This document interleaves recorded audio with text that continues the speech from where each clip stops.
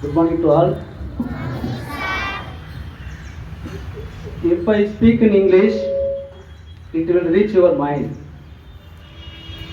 If I speak in Tamil, it will touch your heart. அதனால் கொஞ்சம் தமிழில் பேசுகிறேன். ஒரு 18 வருஷமாக இங்கே வேலை செஞ்சுட்டு இருந்தாலும் இது வரைக்கும் உங்கள் முன்னாடி ஸ்டேஜ் முன்னாடி ஏறி பேசுனதில்லை. ஃபர்ஸ்ட் டைமாக பேசுகிறேன். எனக்கு பேச வராது.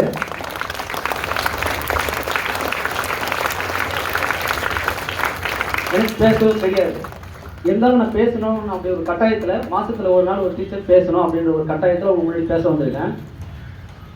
இப்போ நான் பேசினா எப்படி இருக்கும் அப்படின்னா, காண மயிலாட கண்டிருந்த வான்கோழி தானும் அவேன பாவித்து தன் பொல்லா சிறகை விரித்து தானும் அவேன நினைத்து தன் பொல்லா சிறகை விரித்து ஆடினார் போலாம் கற்றாதான் கற்ற கல்வி அப்படின்னு சொல்லணும். அப்போ ஒரு மயில் தோகை விரித்து ஆடிச்சுன்னா அழகாக இருக்கும். அதை பார்த்து வான்கோழி ஆடிச்சுன்னா நல்லா இருக்குமா? நல்லா இருக்காது. அது மாதிரி மயில் மாதிரி பேசக்கூடிய ஆடக்கூடிய எங்கள் டீச்சர் ஆசிரியர் பெருமக்கள் இருக்கும்போது வான்கோழி மாதிரி நான் வந்து பேச வந்திருக்கேன். ஒரு 5 நிமிஷம் கேட்டுக்கோங்க. முதல்ல இந்த பள்ளிக்குன்னு ஒரு பெருமை இருக்கும் இல்லையா? ஃபர்ஸ்ட் அதை பற்றி சொல்லிடலாம். ஒரு மசூதிக்கு போகணும், அதாவது ஒரு மசூதிக்கு போகணுன்னா ஒரு முஸ்லீமாக இருக்கணும், கோவிலுக்கு போனால் ஒரு இந்துவாக இருக்கணும், தேவாலயம் போனால் ஒரு கிறிஸ்துவனாக இருக்கணும். ஆனால் இது எல்லாமே சேர்ந்து நம்ம ஒரு வரக்கூடிய இடம் தான் இந்த பள்ளி. அப்போ ஒரு கோயிலை விட ஒரு பெருமை மிக்க இடம் தான் இந்த பள்ளி. அப்போ அது நல்ல ஒரு இடத்துல நம்ம படிச்சுட்டு இருக்கோம். படிக்கிறது மட்டும் இல்லை, உங்களுக்கே தெரியும் தாசார் என்ன பண்ணுறாரு, உங்களை மட்டும் ஓட சொல்லாமல் அவர் ஓடி என்ன பண்ணுற நிறைய தங்கப்பாதங்கள்லாம் வாங்கி கொடுக்குறாரு. அப்போ இந்த பள்ளியில் படிக்கிறதுக்கும் நல்ல ஒரு வாய்ப்பு இருக்குது. விளையாடி நிறையா ப்ரைஸும் வாங்கிட்டு இருக்காங்க. இப்போ 2 வாய்ப்பு உங்களுக்கு கிடைச்சிருக்கு.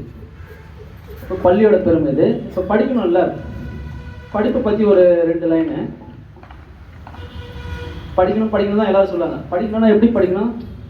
நூலை படி, அது சங்க தமிழில் படி, காலை படி, கடும்பகல் படி, மாலை படி, இரவு படி, அப்படித்தான் கற்க வேண்டும் அப்படி கல்லாமல் வாழ்வது எப்படி அப்படின்னு பாரதிதாசன் பாவேந்தர் சொல்லியிருக்கார். ஆனால் நாம் என்ன பண்ணுறோம்? அதே மாதிரி படிக்கிறோமா? காலையில் எழுந்த உடனே ஒரு புடி, மதியானம் கப்பில் எடுத்து வந்து ஒரு புடி, சாயந்தரம் போன உடனே ஒரு புடி, நைட்டு ஒரு புடி பிடிச்சிட்டு படுக்கிறோம். இப்படி அது மாதிரிலாம் இல்லை. சும்மா ஒரு சொல்ல வேண்டிய விஷயத்த ஒரு நகைச்சுவை உணர்வோட சொல்லணும்னா கொஞ்சம் மனசில் பதின்றதே அப்படி சொல்ல வரேன்.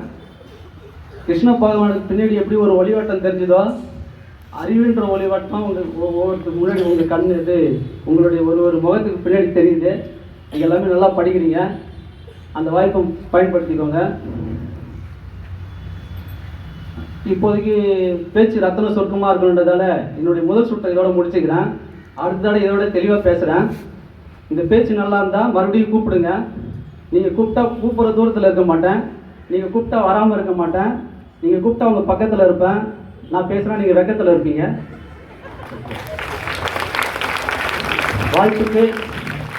வாய்ப்புக்கு நன்றி பாராட்டி விடைபெறுகிறேன். நன்றி.